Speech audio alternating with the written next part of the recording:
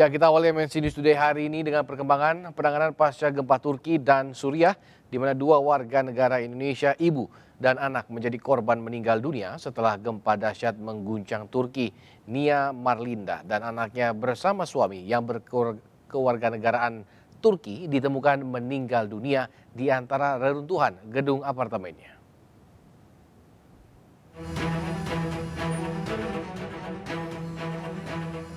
123 orang berhasil evakuasi KBRI Ankara dari 5 wilayah paling terdampak gempa di Turki. 2 warga negara Malaysia dan 1 warga negara Myanmar ikut dievakuasi bersama warga negara Indonesia. 3 warga negara Indonesia yang sebelumnya dinyatakan hilang di Hatay juga kini sudah berhasil ditemukan dalam kondisi selamat. 2 WNI lainnya di Diyarbakir hingga saat ini masih dalam pencarian tim KBRI. Sementara 1 orang warga negara Indonesia asal Bali atas nama Nia Marlinda beserta suami, warga negara Turki, dan seorang anak berusia 1 tahun ditemukan meninggal dunia karena tertimbun reruntuhan di Kahramanmaras. Nia Marlinda berangkat ke Turki pada tahun 2020 dan menikah dengan pria berkewarganegaraan Turki pada 2021. Sejak menikah, almarhumah belum pernah pulang ke Indonesia karena pandemi COVID-19. Keluarga mendapatkan informasi meninggalnya Nia dari KBRI setempat. Sudah ketemu, tapi sudah meninggal semua sama cucu, suami, istri. Nah, gedung yang ditempati sudah roboh. Sudah roboh gedung itu. Bawa anak saya mau tangga kedua, mau turun sudah turun dia pas sama beton. KBRI itu ceritanya mau divideo call kan pada saat penguburan. Tapi ternyata tidak boleh. Mungkin dari aturan sana tidak boleh. Jadi dari KBRI kita tidak bisa. Ya mohon maaf Bu Aji, kita tidak bisa memvideo call-kannya. Mungkin ada larangan kan? Karena jenazah tidak bisa dipulangkan ke Indonesia, keluarga berencana akan berdoa bersama untuk mendoakan almarhumah. Tim Liputan iNews melaporkan.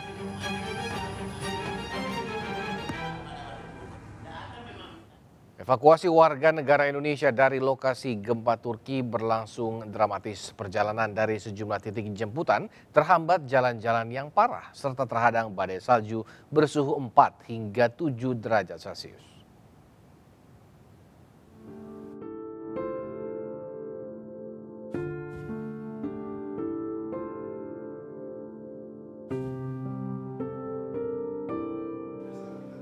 Tim KBRI Ankara yang dipimpin langsung oleh Dubes RI untuk Turki berhasil melakukan evakuasi terhadap 123 warga negara Indonesia atau WNI di beberapa wilayah yang terdampak gempa di Turki.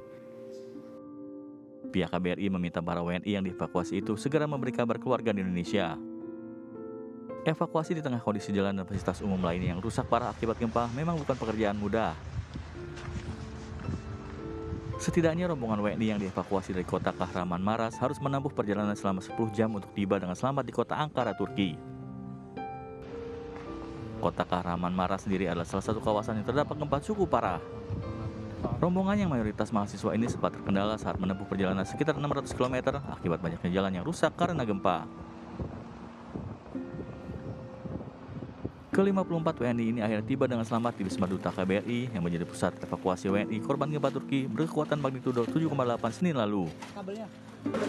Sekarang kita semua sudah tiba di Wisma Duta KBRI, tempat evakuasi pengungsi korban gempa bencana di Turki. Selain kondisi alam yang rusak akibat gempa, evakuasi WNI dari 4 titik lokasi ini juga terkendala dengan munculnya badai salju dengan suhu 4 hingga 7 derajat Celcius. Namun berkat upaya maksimal, evakuasi berjalan lancar dan mereka tiba di kota Ankara dengan selamat.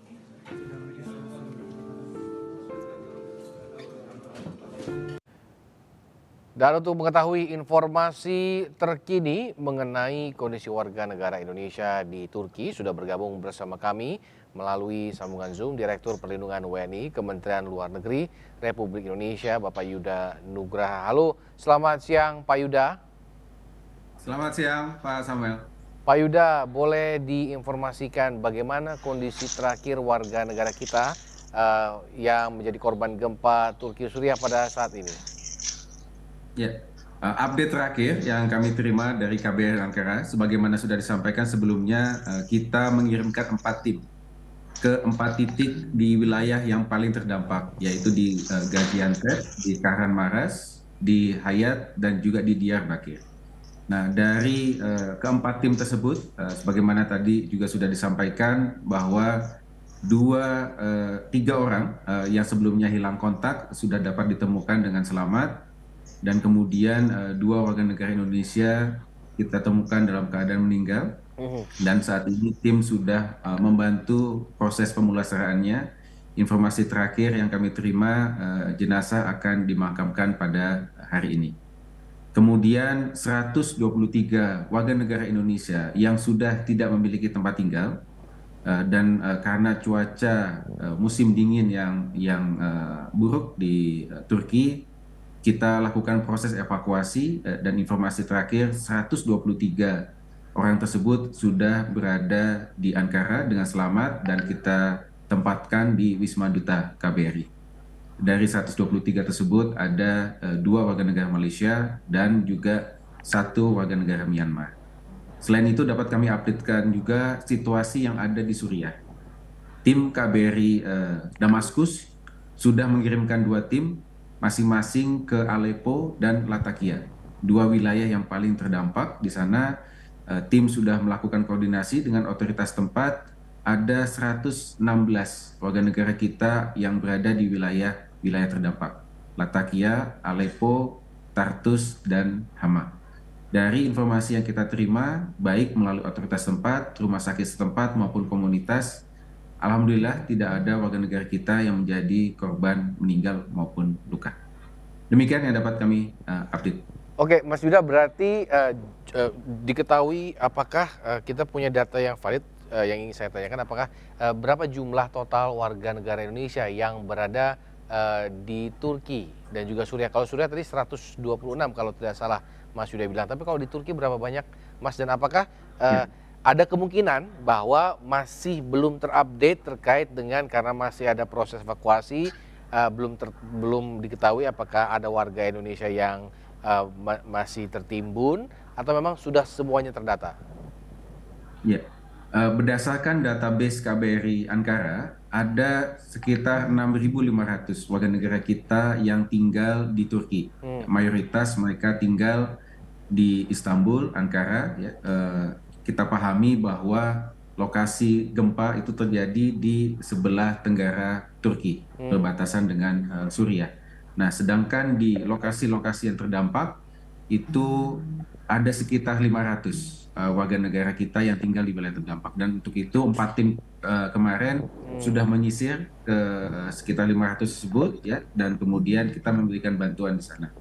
Namun yang perlu juga menjadi perhatian kita adalah kami mengantisipasi bahwa ada keberadaan warga negara kita yang tinggal baik di Turki maupun di Suriah yang tidak melakukan proses lapor diri ke perwakilan, sehingga kita tidak memiliki datanya. Yang ini yang kita antisipasi. Oleh karena itu kami sudah menyampaikan nomor-nomor hotline, baik itu di KBRI Ankara, KBRI Istanbul, KJRI Istanbul, maupun hotline yang ada di Kementerian Luar Negeri.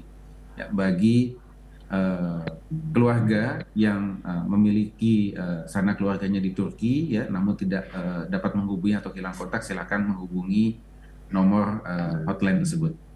Untuk Suriah, kami dapat sampaikan bahwa data yang tercatat di KBRI Damaskus ada 1.655 WNI, di mana 116 diantaranya tinggal di wilayah terdampak, di 4 wilayah yang tadi kami sampaikan, Aleppo, Latakia, Tartus, dan Hama.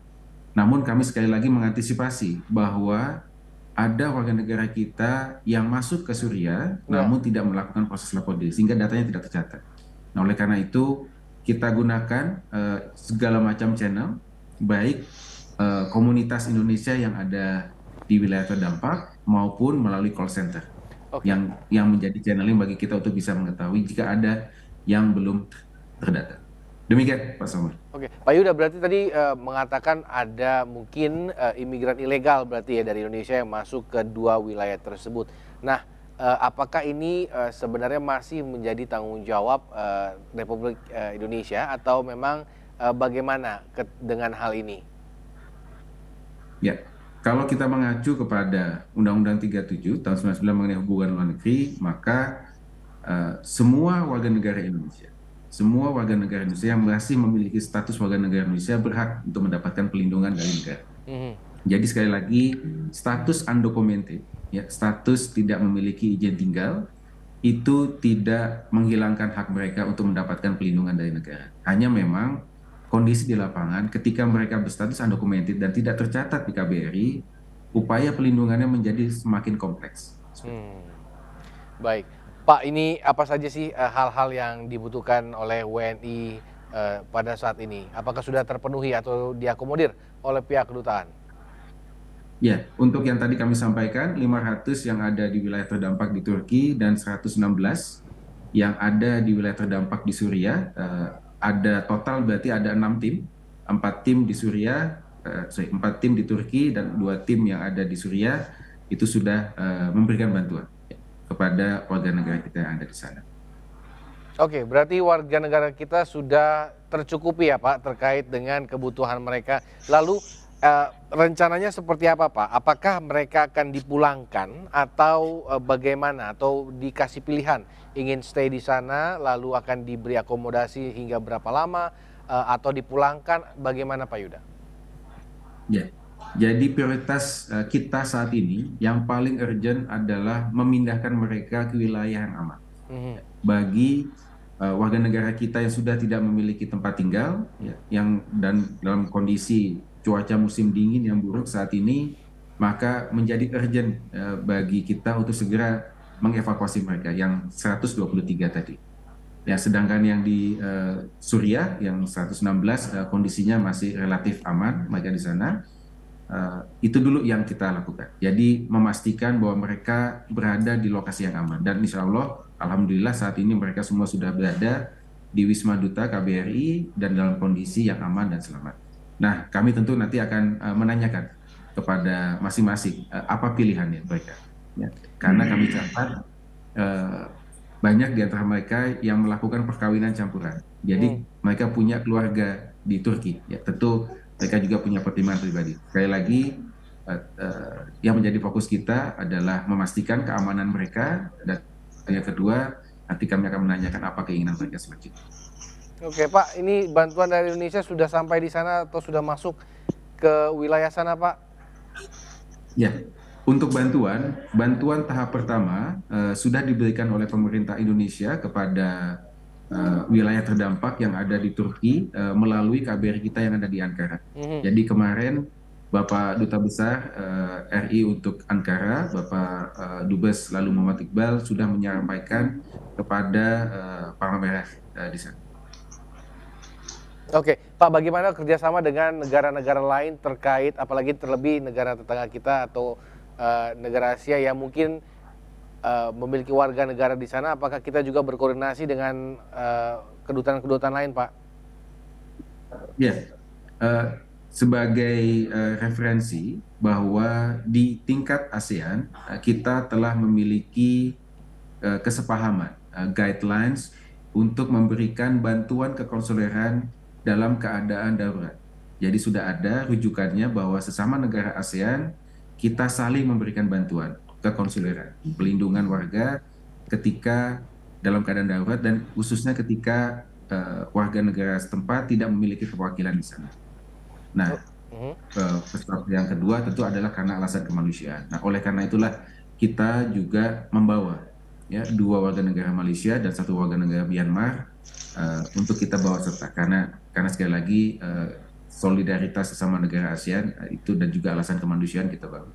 Dan ini bukan hanya terjadi untuk ya gempa Turki juga, untuk berbagai macam proses evakuasi yang kita lakukan, kita juga membantu sesama negara ASEAN. Contohnya pada saat evakuasi WNI dari Kabul, ketika Kabul jatuh ke tangan Taliban, pada saat itu kita pun mendapatkan permintaan dari pihak Filipina untuk bisa membawa 5 warga negaranya, dan kemudian kita juga akhirnya bisa mampu evakuasi mereka ke Indonesia. Baik, Pak Yuda, ini kita tahu bahwa mungkin 2 negara ini, terlebih mungkin Suriah ini adalah negara konflik. Nah, bagaimana pengamanan terkait warga negara kita ataupun bantuan yang dikirim ke sana? Apakah memang tepat sasaran atau mungkin takutnya tidak tepat sasaran seperti itu, Pak Yuda? Ya, untuk bantuan untuk Suriah sedang dalam tahap pembahasan di pusat ya mengenai detailnya. Ya. Sedangkan untuk yang di Turki tadi kami sampaikan tahap pertama sudah kita berikan dan tahap selanjutnya sedang disiapkan pusat dan akan segera dikirimkan ke Turki. Nah, tentunya untuk konteks Suriah tadi benar bahwa ada juga konteks masalah keamanan. Tentu ini juga menjadi pertimbangan kita untuk memberikan gambaran bagi kita bentuk bantuan apa yang nanti bisa kita berikan yang paling tepat bisa. Baik, Pak, ini terakhir dari saya, ini soal cuaca dingin yang jadi hambatan di Turki. Apakah hal tersebut berlaku juga di Suriah? Maksud saya, apakah memang Suriah juga memiliki kondisi cuaca yang sama ataupun hambatan yang sama dalam proses evakuasi? Ya, untuk di Suriah sama kondisinya juga dengan suasana musim dingin dengan cuaca yang rendah di situ. Sama untuk akses pun cukup sulit ya di sana, mayoritas more or less sama ya, kondisi-kondisi yang ada di sana. Baik, terima kasih Pak Yuda Nugraha, Direktur Perlindungan WNI Kementerian Luar Negeri Republik Indonesia. Terima kasih Pak, kita berharap warga negara kita di sana dalam kondisi sehat dan kita bisa mengevakuasi mereka semua dengan selamat. Salam sehat Bapak, selamat siang. Salam sehat, selamat siang. Ya, bantuan negara-negara di dunia tidak henti-hentinya mengalir untuk korban gempa di Turki. Informasi selengkapnya usai jeda berikut.